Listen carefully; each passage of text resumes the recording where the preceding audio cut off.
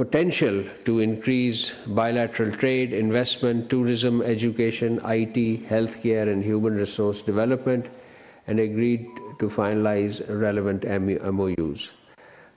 Our Prime Minister invited Austrian business leaders and groups to EU-Pakistan Business Forum in Islamabad and extended invitation to Chancellor Stoker to visit Pakistan at future mutually convenient dates.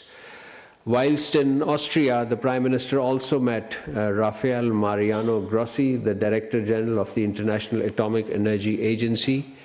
The Prime Minister, the two sides discussed the vital role of IAEA in advancing peaceful uses of nuclear technology and strengthening global nuclear safety and security.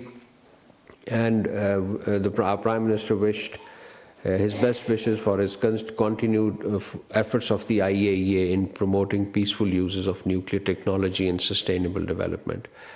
The Deputy Prime Minister in Austria also had a series of engagements. He addressed a high-level event at the United Nations office in Vienna titled Sustainable Development, Pathway for Global Peace and Prosperity, highlighting the strong link between peace and development and Pakistan's commitment to the UN Charter and multilateralism. This event was attended by a number of UN agencies, heads which are based in Vienna, namely the International Atomic Energy Agency, United Nations Industrial Development Organization, United Nations Office on Drugs and Crimes, and United Nations Office for Outer Space Affairs. The three MOUs that were inked during the visit to the UN offices, one was related to IAEA. Our Deputy Prime Minister and Foreign Minister signed these MOUs on behalf of Pakistan. And this event was witnessed also by our Prime Minister. The first such MOU was on collaborating center between INMOL, Lahore, and International Atomic Energy Agency. This INMOL, as you know, is the hospital for cancer treatment. And under this MOU, INMOL was designated as an IAEA collaborating center for cancer research and nuclear medicine. An agreement, two other MOUs were signed with the UNODC, a country program for Pakistan, and a country partnership program for 2026 to 2030. Before leaving for Austria, the Deputy Prime Minister and Foreign Minister held two important telephone conversations. One was with the Egyptian Foreign Minister, Dr. Badr Abdul Ate, and the second was with the Foreign Minister of Saudi Arabia, Prince Faisal bin Farhan Al Saud, and discussion focused on the evolving regional situation, forthcoming international engagements, and our Prime Minister and the other two agreed to remain in close contacts. Ladies and gentlemen, this week the Federal Minister for Planning, Development and Special Initiative, Professor Ahsan Iqbal, attended the oath-taking ceremony of the Prime Minister of Bangladesh, His Excellency Mr. Tariq Rahman. This ceremony held in Dhaka on 17th February. Our Minister met the Prime Minister of Bangladesh and conveyed warm felicitation. He also extended an invitation on behalf of the Prime Minister to the Bangladeshi Prime Minister to visit Pakistan. They also discussed enhanced cooperation across various domains, including trade, connectivity, revival of SAARC, people-to-people contact, and cultural exchanges.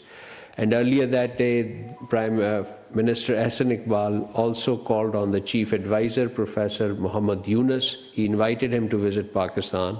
He also met the opposition leader, Dr. Shafiqur Rahman, at the Parliament building and extended an invitation for a parliamentary delegation from Bangladesh to visit Pakistan. Earlier, he laid wreath at the grave of the former Prime Minister, late Begum Khalda Zia, and paid tribute to her contribution to the political landscape in Bangladesh and for bringing Pakistan and Bangladesh closer.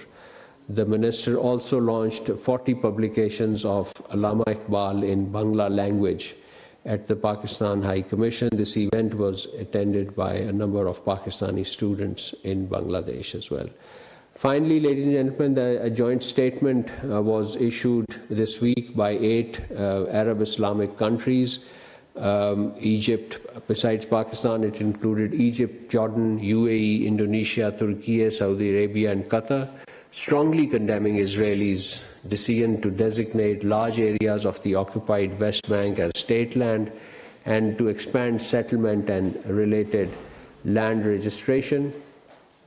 They described the move as an illegal escalation aimed at accelerating settlements and considering control over occupied territory. The minister stated that these actions violate international law, including 4th Geneva Convention, the UN Security Council resolutions, particularly Resolution 2334, and the advisory opinion of the International Court of Justice.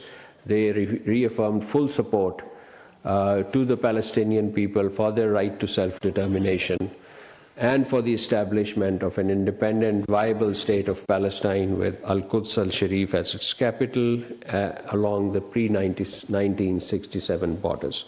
So this, ladies and gentlemen, concludes my opening statement, and now the floor is open for question-answer.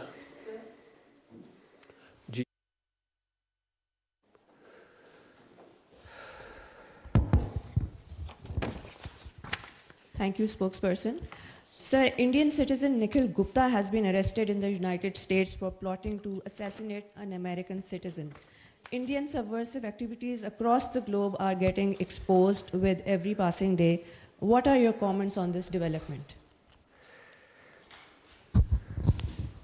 Yes, we have noted this development. Pakistan, we have seen the reports on these issues. Pakistan has been consistently